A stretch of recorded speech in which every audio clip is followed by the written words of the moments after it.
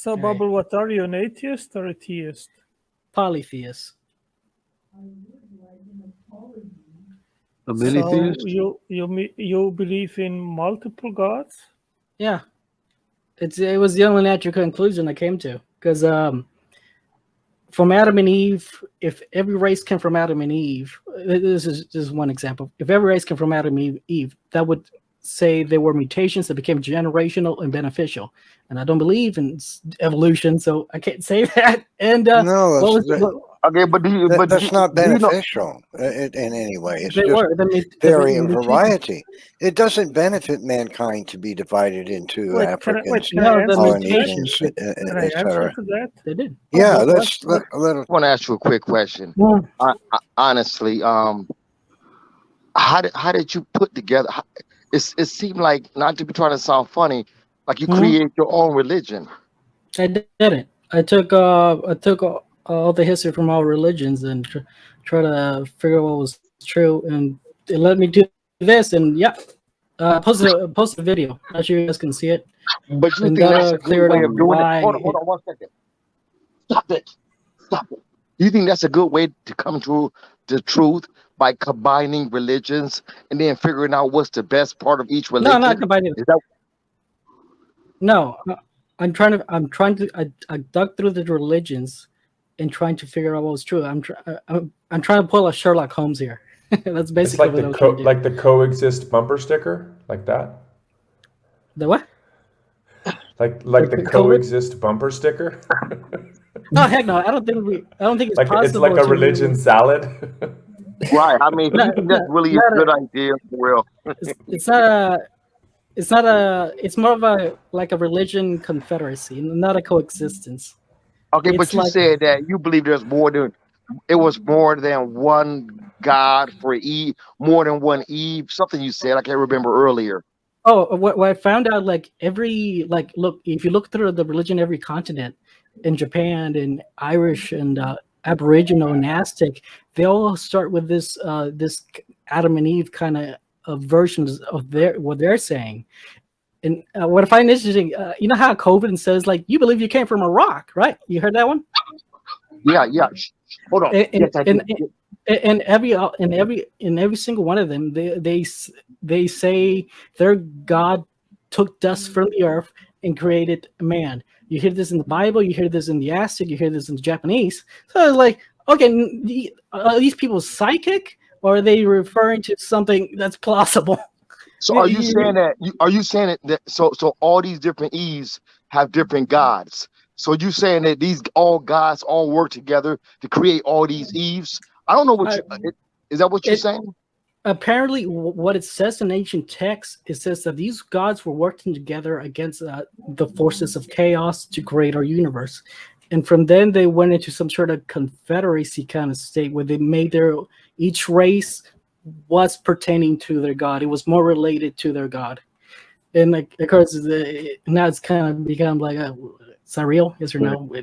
You don't think that they could have started out as being the same family? That's why they have a lot of the same teachings and beliefs. Then you're saying evolution, because if you say every Asian and African came from Adam and Eve, you would have to say these genes, these mutations became generational. No. And I don't think you understand.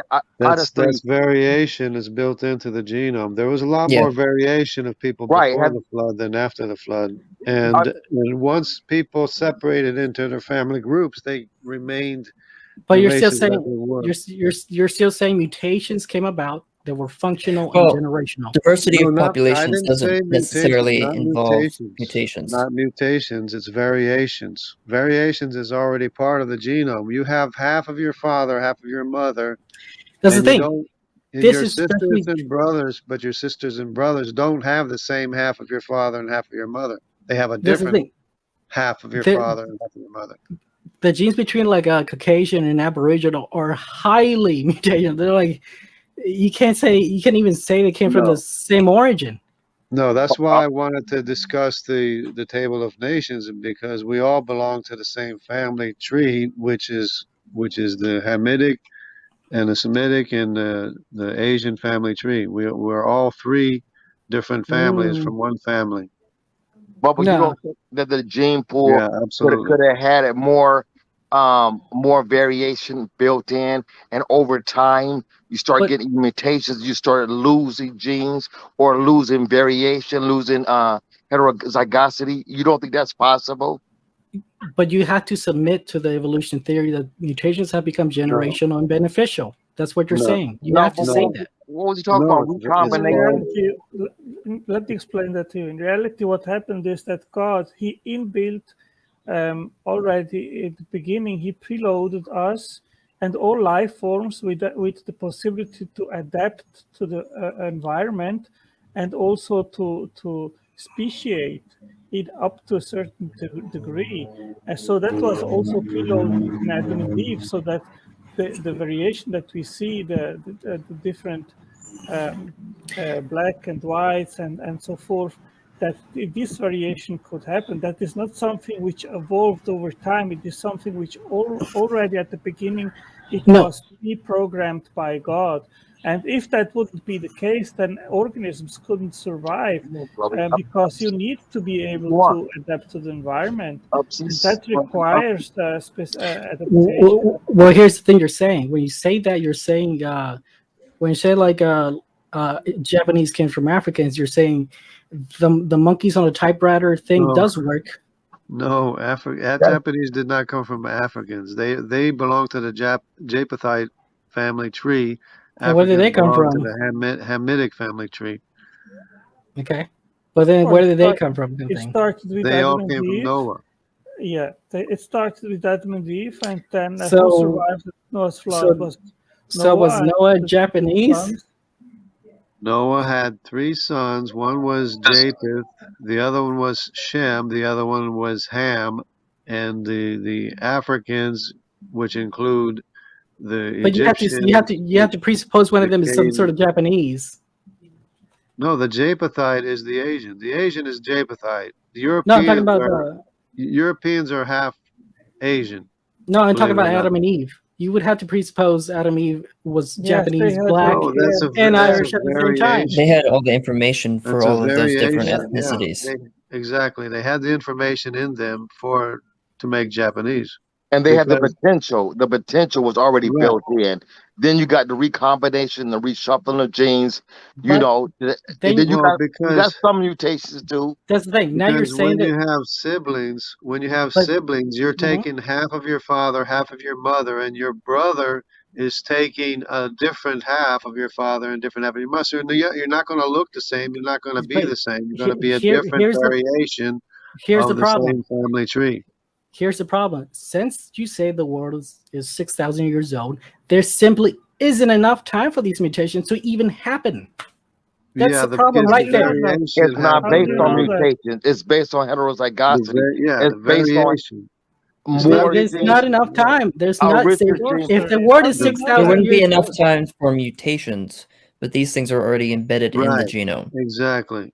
Yeah, but there's not enough time for these mutations to randomly. This is why using evolution. This is why using evolution is confusing. Mutations are mistakes. We're talking about variation. That's the monkey on the typewriter. Right? Hold on. Do you know that study of those deers? They left 2 deers on an island, and for a number of years. I don't know if it was 30 years, something like that, and basically. They made it over and over again. They were very surprised how rich of a gene pool, how much heterozygosity was built in to that gene pool. The genome is designed for variation. Okay, it's just got limits. Basically, that's the reason why evolution doesn't work, because what they do, they're taking this variation that's built in. That they don't call it built in. They don't call it potential. Because they want to say it's mutations, and they're over extrapolating that, and they're saying that a fish could turn into a man. So they're getting some truths and they're over extrapolating, but it's very overly possible, and it did happen that earlier the gene pools wasn't polluted with mutations, and they had more variation built in naturally. You haven't been taught that because you've been listening to too much evolution. Well, that's just a guessing. That's just a guess on your part. That's just a guess. No, there's documentation. Are you familiar with Dr. Jensen? You're not going to take two purebred huskies, and get a Chihuahua. That's just not going to happen. It's because they've lost information. But that's not exactly my point. You're not going to take two black people and get an Asian. Because they've already separated into their family groups. That's why. And they should be able to. By your theory, they should be able to separate again. Which they do not. They do not. They fixed their genetic. So that's how not is a it possible that Negroes can have children with blonde hair? Because they had sex with a blonde-haired girl. No. It's examples where black people black hair. That's due to the. It's a unique. When you get two black people, whatever, you get less variation because they're not mixing their genes with other people. That's the whole thing. That's when you get the isolation. Isolation is going to cause less variation. But we're talking about a genome. We talk about hold on one second. A genome that was front loaded with multiple type of variation built in, okay, and then no mutations. Why you think that the earlier people could actually mate with their sisters and stuff because they didn't have that mutational load? Okay, look, just because two different creatures can breed doesn't mean they're the same in origin. And that's what I'm saying. If you really want to prove your point, take two purebred huskies and make me a Chihuahua. But nobody's Bubble, are you familiar with mitochondrial Eve and Y chromosomal Adam? Yeah. If your theory works, it should work with a dog. Okay, so let me ask you a question. Okay, here you go. You got two purebred huskies. Okay, so you got dominant and you got recessive genes. So basically, they mate, right? You get one of the dogs that. And here's the problem. Hold on, one second. You got one of the dogs that seem to have variation leaning in another direction, right? Then you take that dog and you lean that dog with another dog with different variation, right? That dog is going to lean. Eventually, you're gonna basically select certain genes, artificial selection. You're gonna select certain genes, then you're gonna build a dog based on all the genes that you're selected, so you can get that. Yeah, and that's just animal abuse anyway.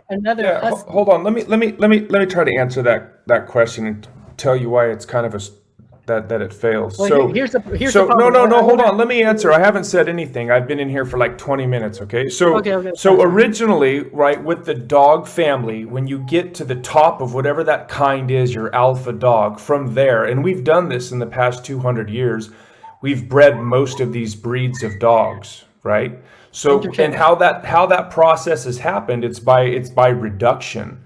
We've bred out certain genes. So if you say, well, you should be able to take a husky and get a Chihuahua, that's not necessarily true, because if you go up higher to the top of that dog family or that dog kind, to get to that husky, it's possible that you bred out all of those Chihuahua genes, and that's why you can't get a Chihuahua from the husky. But at the top of that pyramid, that's where you would have had the most heterozygous front-loaded genome. So when God created these kinds, he created them heterozygous. So that means that they had the maximum amount of information. And these changes come by a way of reduction. So you can't look to something that's much further down the line and say, oh, well, from that point, you can't go, over here. Well, that's not necessarily true. But if you were to go back up to the top of that pyramid where you had all of that heterozygosity, then yeah, you could follow it down and breed out the dogs just like we've done. Do you understand? Just animal abuse anyway. And you could probably take a husky and make a Chihuahua anyways, because do you understand, Bubbles? Do you understand? Here's the problem. That's animal abuse anyway. No, do you understand what I said? Yes, but you I think you acknowledge it's a guess answer. It's not, you can't prove this. It's just a guess. No, that has been proven. We have done that with the dogs, and it's been by way of reduction, which is the opposite of what Darwinian evolution would predict. Darwinian evolution, you have to start something with as close to. So you're saying as close to no information as possible, right? So that first living cell, however that came about according to that model, had to be the most Simple cell, they'll say. But it had to at least be irreducibly complex. If it's not complex enough to replicate, then it dies. So it has to at least be that complex. Okay, so from there, you don't have a genome that has all the information to add a scale, to add a gill, to add an arm, to add an eyeball. You have nothing. And so the evolutionary process, even though the Evos will deny it, logically, you have to take that simplest living organism and you have to create all of these extravagant life type systems. But they don't have any examples of new information being added to the genome, but we do have plenty of examples of de-evolution, which would be their evolution going the wrong way. Look, they've done this, and I know which dog comes out. It comes out retarded, and that dog was a pug. Pugs are not good. They're cute as hell. They're cute as hell. I'll give you that. But this is not a good dog. Many diseases, it has problems. Right, so that's exactly consistent with what I just said. That's here's the problem. Perfectly consistent. No, because you cannot give me evidence of taking 2 purebred Chihuahuas or 2 pure Huskies and give me a separate dog. No, I've already explained that. I've already explained that. No. If you go up, listen. If you go up, hey, Bubble, listen.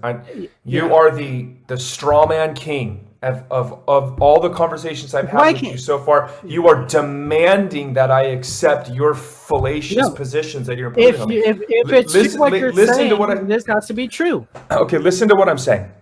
And I'll give you a simpler analogy, okay? We'll use pizza. If the evolutionary model is true, right, I have to first grant you the crust or the bread of the pizza. But then every time I have to ask you, well, where'd you get that topping? Well, where'd you get that topping? Well, where'd you get that topping? Right? They have to explain how all of these toppings show up on the pizza, and they're the ones accusing us of magic. But all of these, hold on, just give me a minute. All of these toppings appear by magic, okay? So now look at our model is the opposite. So our model, God creates this pizza with all of the toppings. Now, let me show you why you fail. So if we start this pizza, like I said, I've been sitting here patiently waiting to talk, so you can bear with me for a moment, okay? But if you're going to continue to straw man, then I have to give you these lengthy explanations. But I'll try to make it thorough. Now pay attention, because I'm going to just directly, fully answer you. If we start with a pizza that has all of the toppings, all of the meat, and all of the vegetables, from that starting point, I can create any combination I want, okay? Now, if I strip off all of the meat lever pizza, all of the meat, and I have only vegetables left, we're going down the pyramid, and you say, aha, from that vegetable section, you can't create meat. Right, but if we go back up to the top of that pyramid, where that original creation had all of those toppings, from there, again, I can create any combination. But so you're straw man, and you're saying, look, over here, there's only vegetables, and you can't make me a meat lover's pizza. But those vegetables, that's not our starting point. That's a perfect example. That's all stuff. Those are all toppings that have been lost. Here's what you're saying. You're saying that the tree of evolution is upside down. And then you must, and to say that, no, let me continue. And to say that, you must say that the German Shepherd is an inferior dog, and so is the Chihuahua, and these are defective dogs. Well, I'm sure that the German Shepherd essentially would be inferior to whatever that original kind dog. Now, I don't know what that original kind of dog looked like, but that original kind of dog would have been equivalent to that pizza with all the toppings from which we can draw all of these lesser dogs. So you must say, as we as humans are also de-evolving. Yes, we are also devolving. Our genomes are getting full of disease, right? In fact, but you must also say that being Asian, being these races or devolutions. You're saying race mixing is devolution. No, when you mix, you're gaining diversity when you mix. But these diversities that's like a pepperoni pizza and an olive pizza. combining pepperoni and olives. So here's the problem. Here's the problem. Here's the problem with that. Here's the problem with that. Bubble. Please let me respond. My stance is that God made these multiple pizzas as He made multiple animals. That is my position. He made multiple dogs, multiple races, etc. That's fine, but we're not talking about the same. We're not talking about the same God at that point. Family. It all goes back to one family tree from Noah. That's the problem. Is that if you know your Y chromosome, I can tell you which one of the grandsons or great-grandsons of Noah that you are descended from directly. Yes, you can say that. Yeah, you can say that. Well, you have to say we're all from Eve. Ever since, and since from then, it has been pure incest, which is devolving us. No, so I can't. I can't share my screen, huh? So what's the problem? Unless there were other goats and other creations we can interbreed with. No, that wouldn't change anything anyway. We're still evolving. Yeah, but at a slow rate. No, it doesn't make any difference because we all belong to the same family tree. I can prove it with your Y chromosome and your mitochondrial too. Yeah, but somebody could just easily reply, look, they made the humans, all humans were made genetically the same. Why would that stop other gods? Because in all the... So it's not even, it's not changing anything. You just want to have multiple gods, but no, because when you do programming for let's say you're doing programming software for a video, that programming language is usually going to be very similar to whatever somebody else is. If there weren't any patents, if there weren't any patents for programming languages and how to make an app for a video, they would usually be the shortest way to program that, and they would usually be the same program software, the same coding. No, you have. I mean, you have multiple gods, but you don't explain which God is the greater God and where is the power of the other gods coming from. I would say, as origins, and it doesn't make any difference anyways. If it's all coming from the same God anyways. But the fact of the matter is that we're all descended from Noah and his 3 sons and their 3 wives. Some of us, yes. All of us. Some. Every last one of us. We all belong. I can prove it with your Y chromosome that your Y chromosome goes back to its origin, which is Shem, Ham, or Japheth. Yeah, but that's like saying somebody who programmed a software used Python, and somebody who programmed a different software also use Python. No, Bubble. Like all humans are. We have a known history 99 from the global flood. Yeah, all humans are 99.9% similar. Yes, because we're same coding. Don't like saying because we're all related. He's saying all the other gods use the same program. That's what he's saying. No, they would. No, I'm saying they would have to use the same program because they're trying to create the same being. Well, but I know, but now I mean you're just making stuff up. Like you've got That's ad hoc. You're fully just making stuff up. You're just fully storytelling. You've just fabric. What you've done is you've created your own god. Yeah, because you're worshiping, and you have no. I can prove it to you. You can't prove anything. You have no evidence for anything. Let me prove it to you then, Sam. Okay, Sam. Let's say you and Sam and Coleman I told you, hey, can you guys both make cupcakes? Are you both going to use eggs? So what? That's a horrible analogy. That's my point. That's not even relevant. We're not talking about cupcakes. If both gods we're not talking about cupcakes. If both gods are using... We're not talking about cupcakes. That's an analogy as to why they're using the same sort of code. Right, but couldn't one god use the same code? It's sort of ad hoc. This is what happened with the Aboriginals. They have a separate code. No, they don't. It's the same human genetic code. They have a very strange code. They have the exact same code, human code, as everybody else. There's very verified compared to us. There's a lot of variation built into the human genome as well as other animals as well. But once you get fixed into your family, that's what's going to fix the race. In other words, when you separate, you're going to be a different family here, a different family there, and you're going to fix the genetic makeup. Well, I'm saying this diversity had to come from somewhere. This diversity cannot come about through randomness. No, we're not saying that. We don't believe in evolution. We believe in creation, where you have to account. Where human was created with the diversity built in. Then you have to account, how did Adam and Eve create such diversity?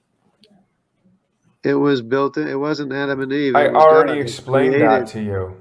Yeah. If you say it's built in, I already explained. How do we explain that? Did you understand his pizza analogy when he gave it to you? Yes, how did I explain that? That's how the diversity is created. Right. So you think God just? Sorry, can I say something? He basically said it was an upside down evolution tree. But the problem with that, a mushroom olive pizza and a pepperoni sausage pizza are diverse from each other.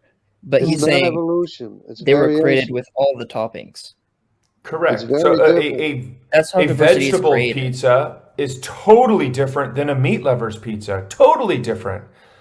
But if you follow it back up, like I said, to the top of the pyramid, you will see with you start with the pizza that has everything on it, then you can easily explain all these different types of pizzas, all these different pizza groups. And that is shown true with the Y chromosome atom and the mitochondrial leaf. Mitochondrial leaf, yes. And that's what we've done with dogs. That's a 1,000 genome project. You can look it up. Yeah, but here's the problem with that theory. If that theory was true, you would see whites in Brazil. You do. Brazil has because they would still have those mutations given them from Adam and Eve to turn them white. Dude, we do find all of that. They find all of that. You don't understand. But they're not there. They don't promote themselves. Bubble. Listen. You start with everything, okay? You front load the genome. You have all of that genetic information already ready to go. Now, as these people groups branch off and they isolate, then that's where you're going to find these unique types of people. But it's not a problem. So when you say, when you go over there and you only see meat lovers pizza, so what? That means nothing. The problem here is that this does not only have to happen once, but thousands of times for it to become a population. Brazil is like the most diverse you simply do not have enough time with 6,000 years, especially for these mutations. No, you're wrong. You're wrong. You don't know what you're talking about. Yeah, because the variation happened early on. So you're wrong. Like the math's already been done on this. You have no idea what you're talking about. And just like in the debate, when Aaron Raw boastfully with vitriol said, "Oh, there's no creation model," like he's flat out wrong too. Like we have a solid creation model that explains everything. We have peer review. We can use the secular peer review. You know, he says, oh, he ignores, right? He ignores things that he doesn't like and pretends that they don't exist. Like we have creation peer review processes too. And we also have creation journals where you'll find all of this, you know, but if he wants to arbitrarily and baselessly dismiss all of this just so he can say that they don't exist to his greater atheist audience that will believe him, that's fine. It's not true. It's a lie.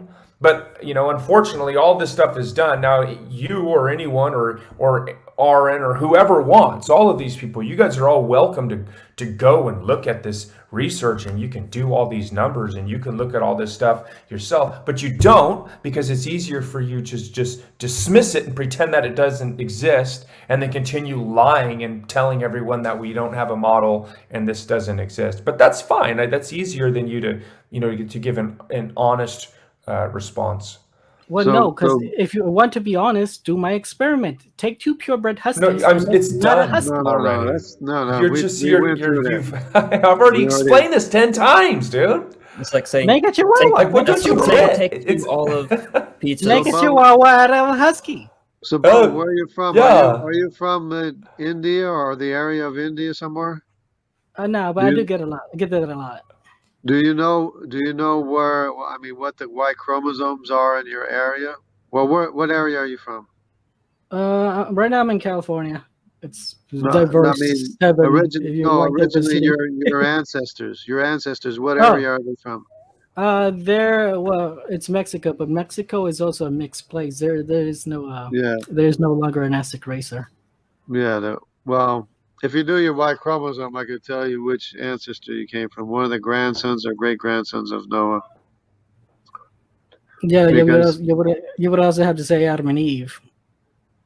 Well, and then example, when you say that, you have to account for the rapid mutations that happen that became generational. Hold on. Everybody has their own family tree. For example, in Mexico or in Central America, there's the QY chromosome and there's the CY chromosome predominantly. So because of immigration. What? Because we had Spaniards come here. Yeah, then they would bring the R1B and whatever else they had to bring over. Right? Yeah. Okay, but each of those family trees, they go back to their origin. For example, the QY chromosome, I believe, is from the Medes, and the CY chromosome is from Nimrod and his descendants that went all the way to the Americas. And they have depiction of the descendants of Nimrod in the Olmec statues. You know that you've seen the Olmec statues. You know what I'm talking about? You're saying Nimrod came to Mexico? His descendants, I said. Oh, his descendants came to Mexico. How long did that take? What? Have you seen the statue? Have you seen the statues of Olmecs in Mexico, Central America? Yeah. Some of them. Heads, I thought. Yeah, the big heads. You saw the big heads, right? Yeah, I see some. What are their features? What are the features remind you of? Chunky faces. They all look like chunky faces. Yeah, they're chunky faces, but they have both Asian features and African features mixed together, right?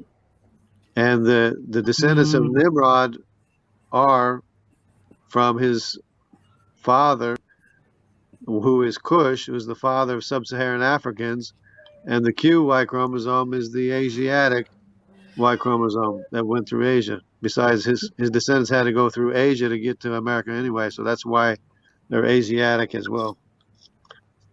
And there's lots of different statues. Some of them are very Asian looking. Some of them are more African looking. Asian looking, but it's not really. It's not a solid argument. Well, hold on. You're talking about people with a QY chromosome, which is Asian, okay? And you're talking about people with a CY chromosome, which is descended from Cush, who is the father of sub-Saharan Africans. The same father. And of course, Nimrod, the CY chromosome is in Australia too, and they're all dark Africans too. And all through Asia, a lot of Asians have African features. You know, the Asians have African features. Yes, they do. Yes, they do. A lot of Asians do have African features. Of course, they do. And you don't even know that Tibetans have a DY chromosome, and the Japanese too. The Japanese have a DY chromosome, and Tibetans have a DY chromosome, which is descended from Kush, the father of sub-Saharan Africans too, which is the Andamanese. Andamanese have a DY chromosome, which is they're dark Africans. So you're saying they were rapid mutations that became generational and functional? In the beginning, because the Bible identifies Kush as being the dark African. I mean, the dark colored race. Early on, Kush, yeah. Okay. Kushite. You know what Kushites are? Kushites. I know They were the dark Ethiopian. I mean, the dark Egyptians or whatever. You know, there's dark Egyptians and then there's the lighter Egyptians. Yeah. The dark Egyptians are the Kushites and the lighter ones are the Mitzrayim. Descended from Mitzrayim. And then there's the Phoenicians, the original Phoenicians in North Africa that are probably the Berbers today, which is E3M81. They're all everybody's identified. Everybody, you can identify everybody what part of the branch of the tree, of which family tree they came from. Yeah, but again, nobody's missing. Everybody's present and accounted for. It's all science. Yeah, but again, this is the how to make a cupcake argument. And it's a table of nations. Are you familiar with the table of nations? Yeah, but you would have to prove to me that these mutations became generational and beneficial. And not just one time, but multiple times. It's known history. It's known history that people stepped off the ark and they separated. They went, each went their ways. You can say that, but you also have to say that these mutations can be generational and beneficial. Well, when they become fixed, when a mutation becomes fixed in a population, yeah, then it does get handed down. But yeah, in a population, which means it can only happen one time, but it will happen multiple times, so it becomes a prevalent or like the most. So do you not have examples of that in nature? Do we not see that happening anywhere? Well, under evolution, we do. So out in anywhere, you don't see that happening anywhere. Right? I mean, like I said, you're just making stuff up right now. I already told you all of the math has been done on this. It's not a problem. I already explained how all of that stuff will work. Well, again, if you really want to prove your theory to me, I'm not interested in proving it to you. Well, see, I think the problem here is that you're failing to delineate between proof and persuasion, right? Because if I'm trying to prove you something, it's never going to happen because you're going to be corrupt judge. And you're going to decide. No, if you make it so the thing is, all of these things have been proved.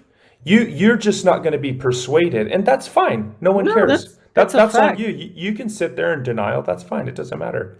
If you can make it, if you can make a chihuahua out of a corgi or some sort of a. Did I already explain that to you? I already thoroughly. Isn't it funny? Isn't it funny how you continue repeating the same talking point that I've thoroughly addressed already? And yet you you just repeat it over and over and over again. Because according to your theory, it should be possible. Because according to your theory, it should be possible. I know. Listen. Even though you've already explained this, I'm going to continue attacking the straw man because it's easy. Okay, Bubble, that's cool. But that's only showcasing how bad your argument is. It's really bad. Try addressing what I actually said. Can you do that? Can you explain to me why your request fails? Can you? What was my answer? Because you use the pizza argument, like we're losing toppings, and so we get a retarded dog like the pug. Okay, so but that's the thing. In order to resolve your dilemma, do we just say, "Oh, it doesn't work," or do we go higher up the chain until it works? What do we do? What do we do? No, go ahead and answer. What do we do? Do we go higher up the chain until we can find that genetic information that was lost and then start from there? Do we do that? Or do we just keep pretending that your point is valid, even though I've already refuted it? What do we do? No, because then you're saying you can turn a pug into a fixed pug. You can fix a pug using pugs. Dude, why do you think they don't mix other dogs with purebred dogs? They do. No, they don't. If you have two purebred dogs, you don't want to mix anything in. Yeah. They want to leave them like that because they've already shuffled up all that information and lost what they've wanted to lose and retained what they want. They don't want anything else introduced back in. Right. Wait, did you say they want to keep purebred dogs purebred? Yeah, they prohibit you from crossing breeds. They absolutely prohibit that. Yeah, that's what I'm saying. If you introduce another dog into a purebred line, then whatever dogs come from that are not going to be purebred anymore. Yeah, That's what I'm saying. And that's also why purebreds have the most problems. And they say typically mutts are the ones that don't have the problems because you're reintroducing that information that was lost that does stuff. Right. You see, the healthiest dogs are the mutts. The purebreds have all the problem because you've reduced all this genetic information. That's the thing. You're saying at the beginning these things were purebred, right? No. The first dog kind would have to be purebred. You're not hearing anything. The first dog you're saying the first dog kind heterozygosity would have to be purebred. Meaning is the complete opposite of a purebred. Yeah, complete opposite. How? You're saying that evolution because it has the potential for what we're actually saying. Yeah, the first dog kind would have been all breeds. And instead of a purebred, it would have been an all bred. Yes. It would have been all bred. Okay, so we've taken all bred It's a purebred and then of we all breds. remove what traits we don't like. And how do you do that? By breeding them out, yeah. Well, How? you can by How artificial. Listen, yeah. So okay, all right. Listen, I'll tell you. Like when it's you called artificial. Are you gonna let me answer? So artificial selection, right? And nature does this too, but we can do it faster because we can create an artificial environment or an artificial natural selection type process. So if you have a dog, right, a purebred dog, okay, and you put that purebred dog in Antarctica or somewhere where it's cold, I don't know, very cold environment. What's going to survive and reproduce? A dog that has long hair or a dog that has short hair? So you're saying this dog got mutations? So eventually those genes or whatever it was that created the medium and the shorter hair, those would die off, and the only things that are going to be reproducing are going to be those dogs that have longer hair. So you're and saying then you're going to have a different type of dog because you've bred out all of those genes for short hair. Because every time those short-haired dogs are born, they die. They don't reproduce. So you're saying the opposite would be true in the desert, right? In the desert, all the dogs that have long hair, they're going to start, and so now you have a different type of dog. And so, like maybe you breed a dog, and like you take the runts of the litter are really short, right? And you think they're silly, but maybe your wife likes them. She's like, oh, I like the short dog. So they start breeding all the short dogs, and eventually all the long leg genes are reduced, and then all the long snouts, those get removed, and you start breeding the ones with the shorter snouts, and then their faces start getting all wrinkly because their skin stays the same, but their snouts get shorter, or their legs start getting shorter, and you're only breeding the short leg dogs, and you're not breeding the long leg dogs, and that's artificial selection. And so when we do that, we're removing genes, we're removing the long legs, we're removing the short hair, we're removing the long snout. Do you understand? We're starting with an all breed, and we're removing the whole way down. But you're saying you have to admit that you are saying that mutations have become generational and beneficial. Those aren't mutations. Bubble, would you be able to reiterate what I just said? That they're losing mutations. Yeah, you can say they're losing these Not mutations. They're not mutations at all. They're losing for allele pairs. Yeah, mutations don't exist as far as variation. That's the thing. How are you going to get to this situation? We do gain mutations, but that's a different story.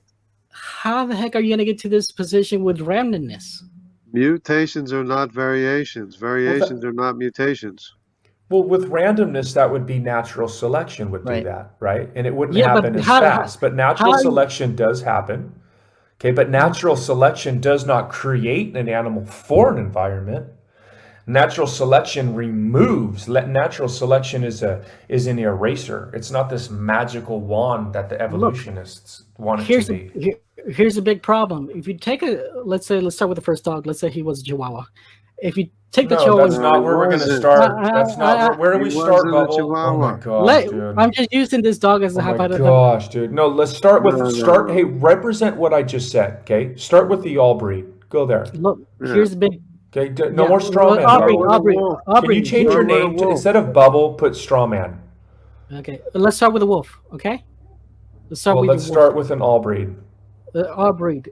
Look, this all breed dog cannot be specified for all environments. So why? How is a dog that's all breed? If he's freaking fluffy in the beginning, if he's in the desert, he's gonna die. Correct. So God creates it, right? Yes or no? So God creates the all breed dog, and it doesn't just die immediately. It starts having puppies. That's why some of those puppies would survive, and some of them would die. Yes. But no, there's a problem. That mutation would have to happen overnight. That mutation. No, it's not a mutation. It's a variation. Mutations. Sorry. Yeah, mutations are copying errors. Yeah, my bad. I might say very correct. Bubble, what you're saying is not true because we see animals are very resilient. It wouldn't happen overnight. That doesn't make sense. But that's the thing. It would have to be functional from the start. Well, it would be functional. It would be an all breed, and animals are resilient. So when it's hot, they'd probably lay in the shade. But eventually, those long-haired dogs are going to continue to die out, and the shorter-haired dogs are going to start to continue to breed. This isn't a problem. This has all been worked out. It's just a problem. Common sense. Because this pure breed it's only a problem for you and your straw man. Go ahead. No, sorry. I thought Coleman was going to say But it something. has to be top down. It has to be top down. You start out with all the possible variations, and then you single out different variations that are beneficial to the environment. I'd say there was different peaks. You can say it's top down. It's top down. It has to be top down. It can never be bottom up. Yeah, but there was multiple peaks from the start. That's what I'm saying. Hey, Bubble, let me give you just a real world example. So I have a husky, okay? And huskies are an extreme cold weather dog. I know. Okay? I had a husky before too. Yeah, so he's already destroyed one of our refrigerators because that fine hair, that undercoat, got sucked underneath into the fan, the cooling fan, and it clogged up the radiator, and then my refrigerator just broke, and I had no idea why. So now, like, you know, when I'm chasing hairballs throughout my house, I have to periodically open up my refrigerator and vacuum so I don't ruin another refrigerator. But anyway, I used to go out I had this piece of property out in the desert. We used to go out there all the time. And sometimes we go out there and I'd bring my dog because he loved to run around. It'd be freaking hot out there. It is hot out there. It's hot. He would just lay under my truck all day. He didn't die overnight and die immediately. Right? You see? So like in the real world, like, no, it doesn't happen overnight. But now if I were to turn my dog loose out there and he was able to survive and have babies, some of those babies would have shorter hair, right? And those babies would start to survive longer than the long-haired dogs. They would eventually start dying off. And after, it doesn't take much time. You also have to remember that dogs reproduce much larger litters than humans, and they also reproduce much faster generation time than us. So they're cranking out babies much faster. So this process happens. This process is affected by many different things. Natural selection is true by the environment, but also you have generation time, and then you also have the quantity of offspring per generation. Does that make sense? Yeah. I think what he's saying, what he believes is that one God made a meat pizza, another one made a vegetable pizza, another one made a pineapple pizza, and then all the people just mixed together. Well, that's fine to think. That's fine. You can think that and say that or believe. You can believe whatever you want, right? But like we have a Bible and we have a biblical model and a biblical worldview, so like we can fundamentally root. So may I reply to your dog analogy? Please. We have actual known human history. Go ahead. Sorry. Yeah, the problem with a dog without a master, he dies. You ever seen a street dog? What? You ever seen a street dog? Wait, what? Those are where are you starting again? Are you starting at the bottom or the top? No, I'm just talking about like you in general. Let's say you have a dog. But you're starting at the bottom again. So you're straw manning again, right? No, you're ignoring the fact that we have like wild dogs all over the place. We have coyotes all over the place. We have wolves all over the place. We have foxes and aren't even hyenas. Aren't those part of the dog family too? Maybe, I don't know. They're kind of cattish. I don't know. Yeah, so like the wolf. Yeah. And the wolf, the timber wolf, the North American gray wolf, that thing survived in all kinds of, like northern Arizona. In fact, they're just re-releasing those into northern Arizona. It gets hot there. That's a high desert environment. So you don't know what you're talking about. Are there any wolves in Africa? Well, I mean, it's possible that there's hyenas, right? Are those not a type of dog? I guess you could say, but there's no wolves. What does that matter? So it depends on where you're starting again. If you start at the top. If the purebred is fuzzy, it won't live. The reason the hyena lives is because it's not fuzzy. Okay, so where did you stop? Where did you start? Did you start at the top of the pyramid?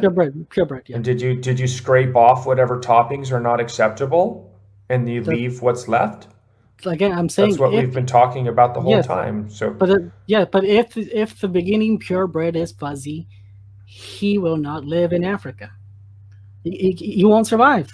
But it's not a purebred. The original was not a purebred. It comes with all possible variations. Yeah, it would have been an all-bred dog, and it would have bred. And then, like we said, like I've been saying the whole time, like some lines would die off, sure, and other lines, like the hyena, that we actually, if they are in fact a dog, I believe they're a dog. I think they're part of the dog family. Listen, I'll let you guys come up. Are there foxes in Africa? But the point is as these different types of dogs come out of this one all breed dog, they do branch off and they do live in multiple environments all over the place, all over the world. Well, the African dog is a dog. Listen, it's getting late. I'm ahead. I'll let you guys come up as a better satisfactory answer. So, Bubba, I linked something in the private chat for you. You're not listening. I linked something in the private chat for you. Okay. You're not listening. The kale flower? Mm-hmm. Oh, yeah, I heard about that. Jesus loves you, Bubble. You got he does. No excuse, man. Yeah, there has to be a perfect provision about for this everyone. Multiple plurality of God theory. You Yeah, know the truth. there has to be one God that's greater than all the other gods, the King of Kings and Lord of Lords. Okay, there can't be multiple. There can't be multiple gods. Oh, it's a different cabbage theory. So what's it saying? What's it really? What's this about? I'm not sure. So basically, okay, I don't know if can you screen share? You don't have to. No. I don't think anybody can screen share. Okay. Yeah, I already tried. Five more minutes. I gotta go. Single plant, Brassica oleracea, and it can be bred into cabbage, Brussels sprouts, kale, broccoli, cauliflower, etc. And this is a wild plant that could be continuously bred into these various I guess species. Yeah, variations. But the thing is, you can't create that plant again with the cauliflower. With the broccoli. So that I guess that's your question, and we're saying that doesn't happen. But here's the problem. We're not saying that the Chihuahua can create the original dog, or that cauliflower plant can create. See, once it's lost the information, it's lost it permanently. Well, so here's the thing, just real quick. If evolution was true, then that should be able to happen. If evolution was true, then you should be able to take that lesser dog, whatever it might be, and create that alpha dog, because it had to happen once. So why can't it happen again? In fact, if evolution is true, then I should be able to take the simplest living organism, whatever that might be, and continue to add information to that genome, magically, and create all types of life. Yeah, or you can make a seal with it too. Yeah. Right? Okay. And a dinosaur. I'll give a quick reply. I give a quick reply to Coleman, and then I gotta go. It's getting late. It's like 10 p.m. over here. So again, this comes again the same argument. The Brassica oleracea, I can't pronounce it. The primary plant. Yeah. It can only survive in a very specific environment. So that means it can't be. You can't have this one plant, give birth to all these other plants. Multiple plants exist. What? Yeah, it can give downward to these plants, but it can only survive in a very specific environment with the first mutations it has, with the first set that it has. Sure. And that's the problem. So how's that a problem? That's the thing with the dog. If the purebred dog from the start was fuzzy, he cannot be in Africa. It's not purebred. Well, there's actually wolves. There's actually coyotes out in the desert too. Yeah, but we're talking about out there and hunt them, and out in the Death Valley.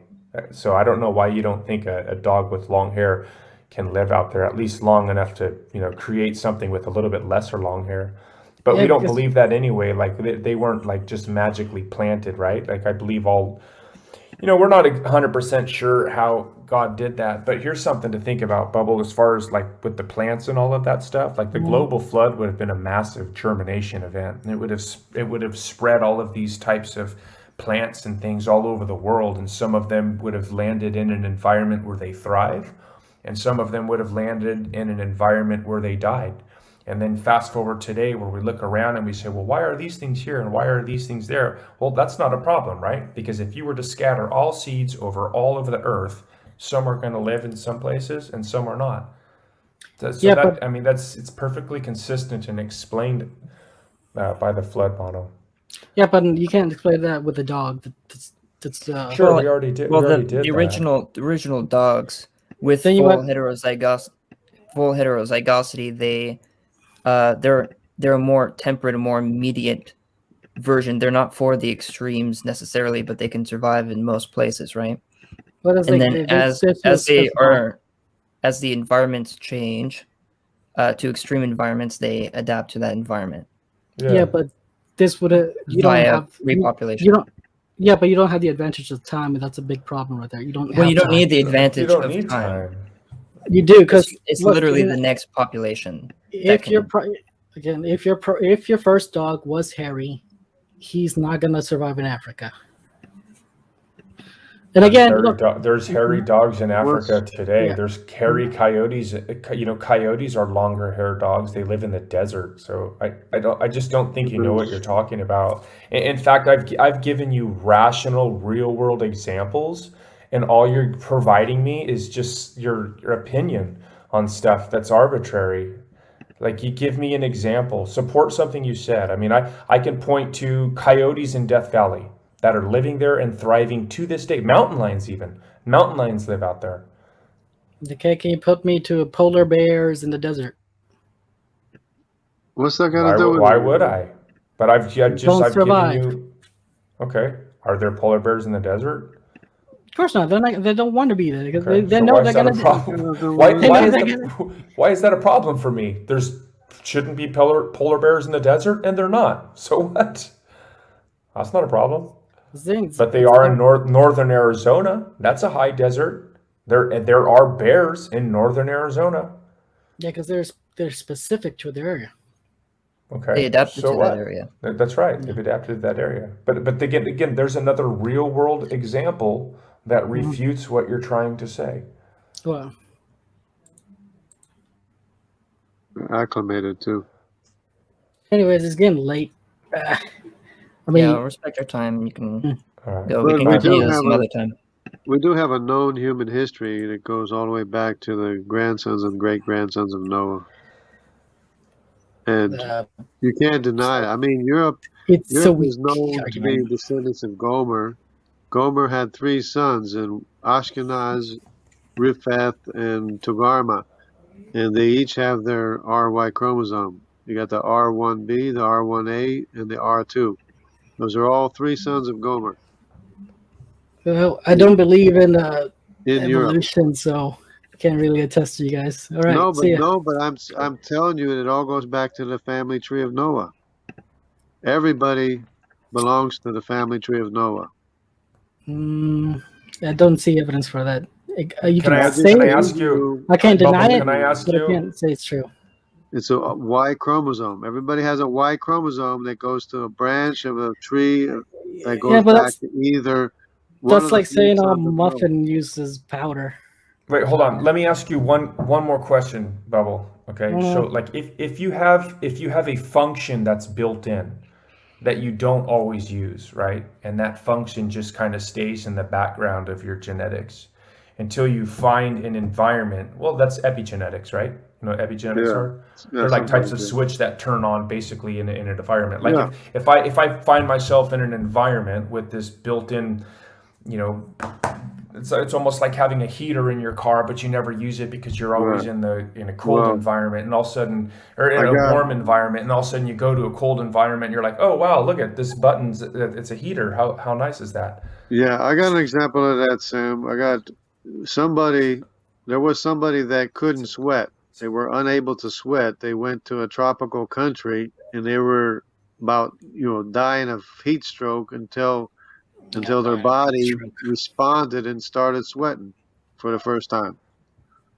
So that does happen. It does happen. So how would you explain? How would you respond to that? If there are these built-in mechanisms that aren't always needed, they're not a primary, they're like a secondary function, but they're just sitting there and waiting until an environment happens, and then all of a sudden you get to, these things get expressed. Yeah. Why is that a problem? That would have been in that ultimate, all breed dog. It was already there. Do you think that God would have? Do you think that God would have just created these forms of life and put them on earth and said, oh, look at that, one night, they just all died. Look at that. Oh my gosh. That doesn't sound like an all-knowing God to me. I think an all-knowing God would create these epigenetic mechanisms and create this system, as we see, where things can over time change, sometimes rapidly and sometimes slowly. Doesn't that seem consistent with an all-knowing God? Well, my response to that is you simply don't have enough time for these kind of mutations, and mutations, as we know, are rare. According to what? Not mutation. It's not mutation. It's a variation that's built into the genome. It's already there. It's already there in the genome. These variations are rare.